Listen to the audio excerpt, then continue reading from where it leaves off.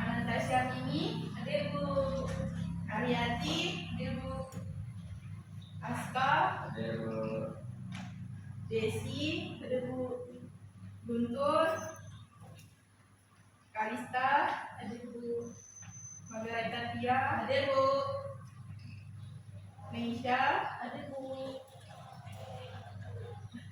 Veronica Carolina, Catherine, ada Ibu. Baiklah, materi kita pada hari ini yaitu struktur hierarki data dalam sistem basis data. Langsung kita mulai ke materinya. Pengertian struktur hierarki data dalam sistem basis data. Struktur hierarki basis data adalah susunan data yang disusun secara berjenjang dari unit terkecil hingga menjadi satu kesatuan sistem basis data yang utuh.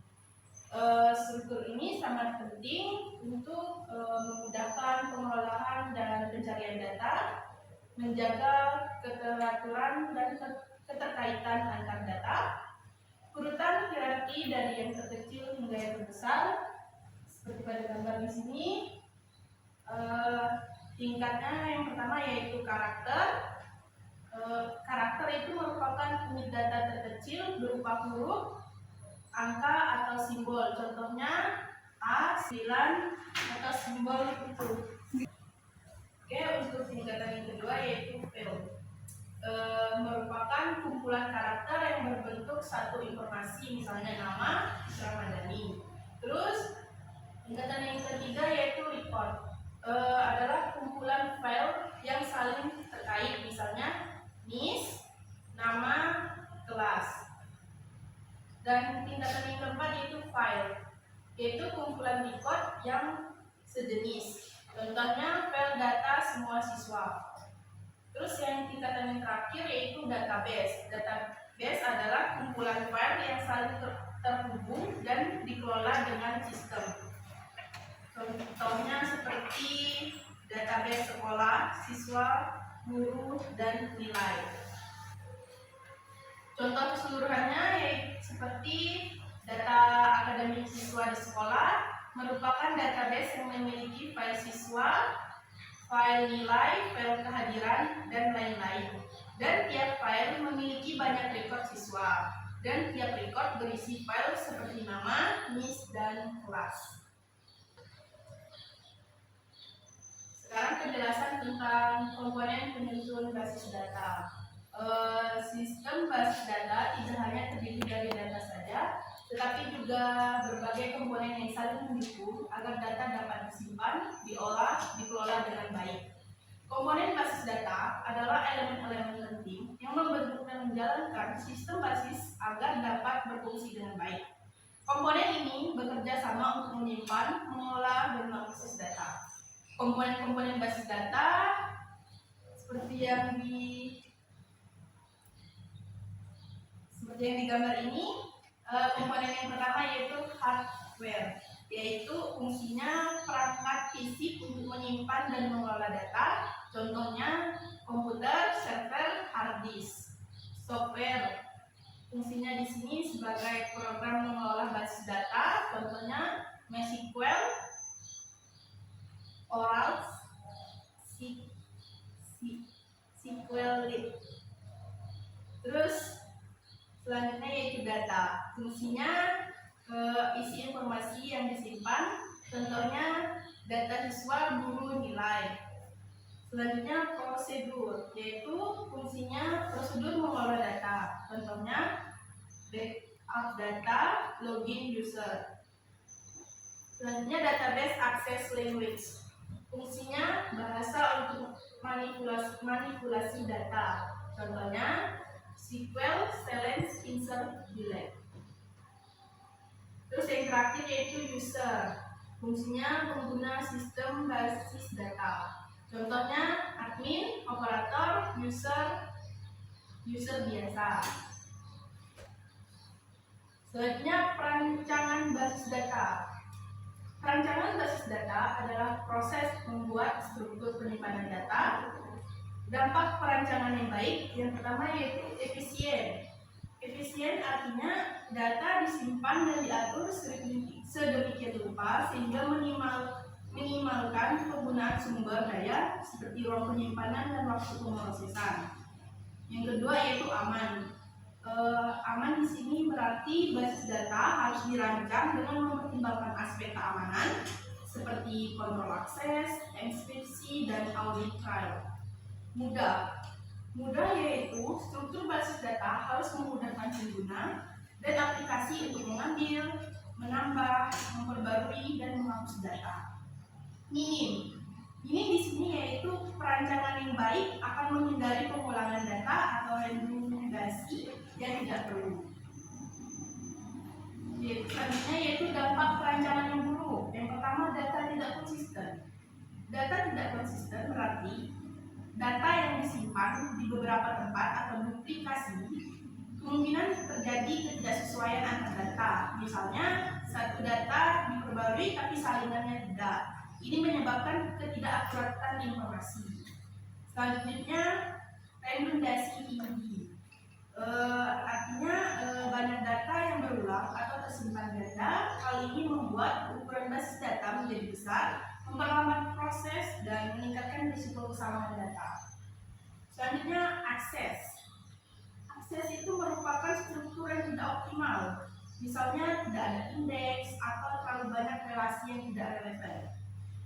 Dapat menyebabkan waktu akses ke data yang lama, terutama saat volume data sudah besar. Selanjutnya, sulit diperbaiki saat sistem berkembang. Jadi, basis data yang tidak dirancang dengan fleksibel akan menyulitkan ketika harus dilakukan pengembangan sistem seperti penambahan sistem baru, integrasi dengan sistem lain, atau migrasi data.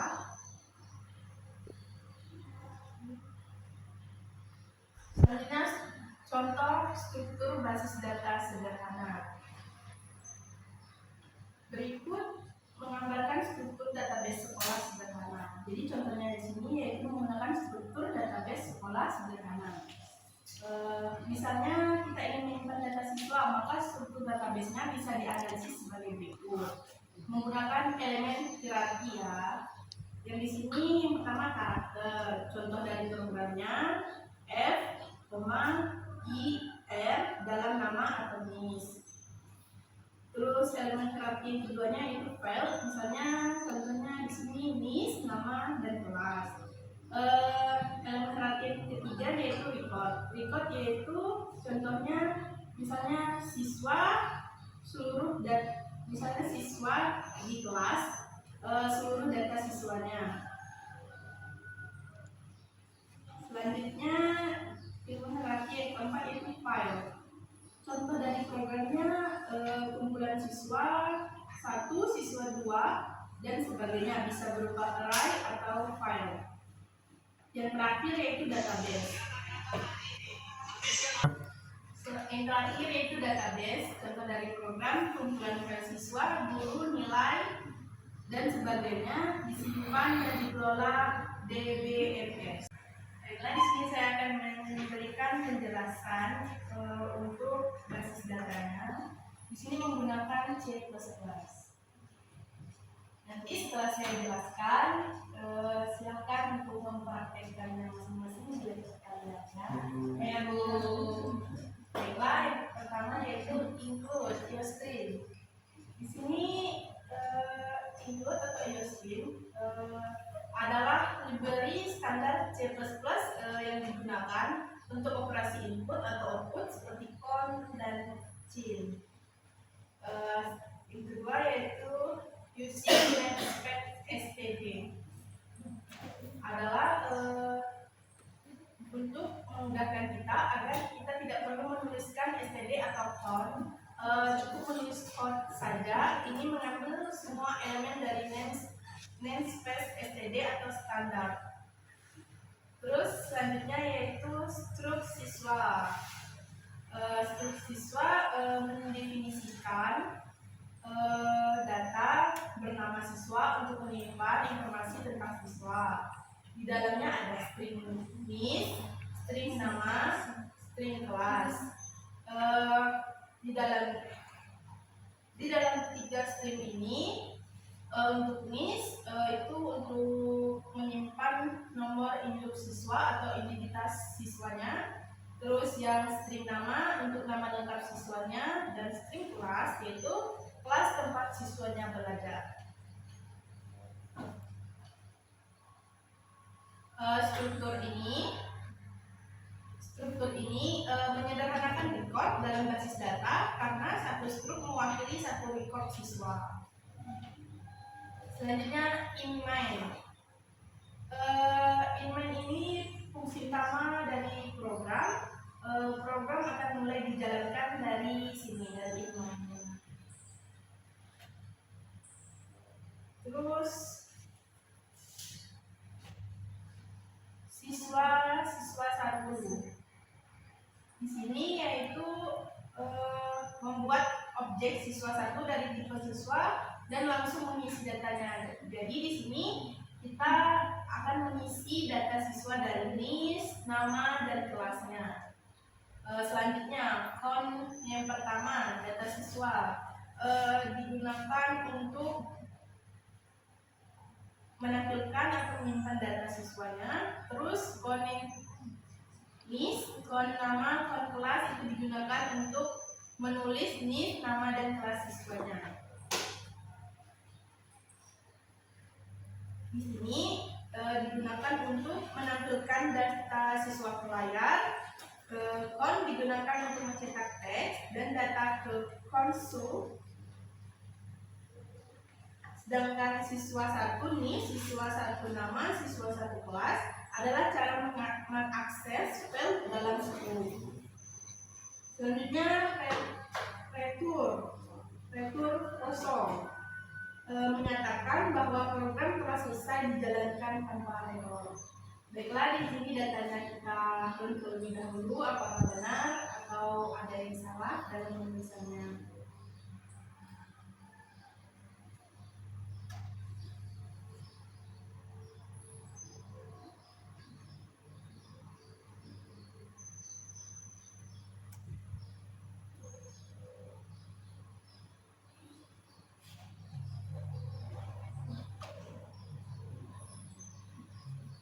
Jadi ini run atau hasil keluaran dari data yang kita susun tadi, dari data siswa, NIS, nama dan kelas.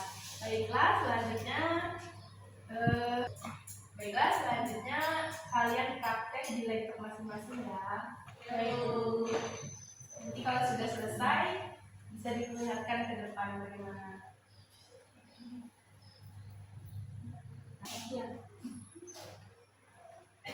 Apakah ada yang sudah selesai? Udah, Bu. Ya, Bu. Oh ya, maju. Lihat dulu.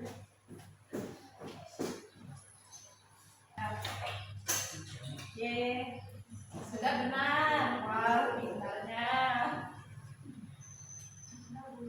Oke, sudah benar Ali. Mari, Bu. Ya.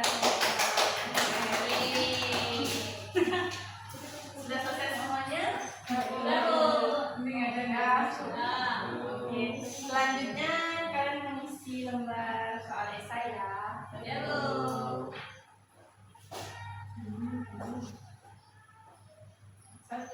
Satu soal 2 orang.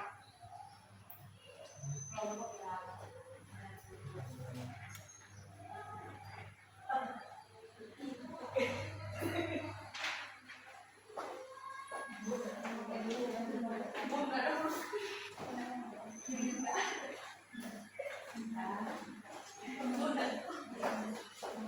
Kalau sudah selesai, silakan duduk ke depan ya. Ya, Bu.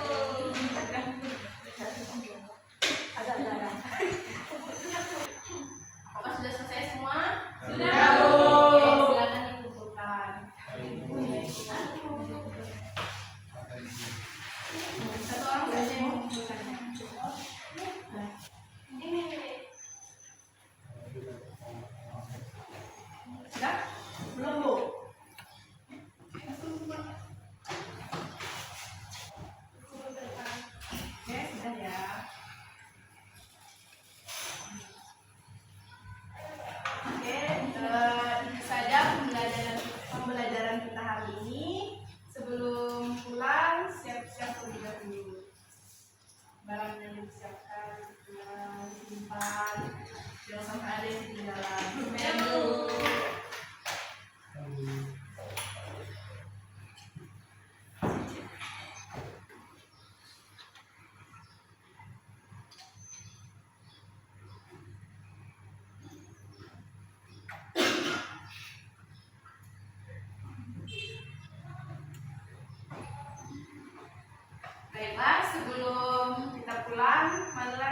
Marilah kita berdoa menurut kepercayaan dan agama masing-masing. Berdoa dimulai.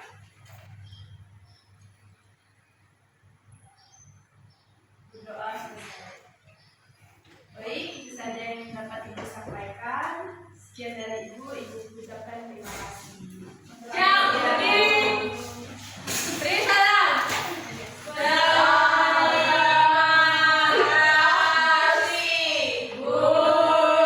Sama-sama. Jadi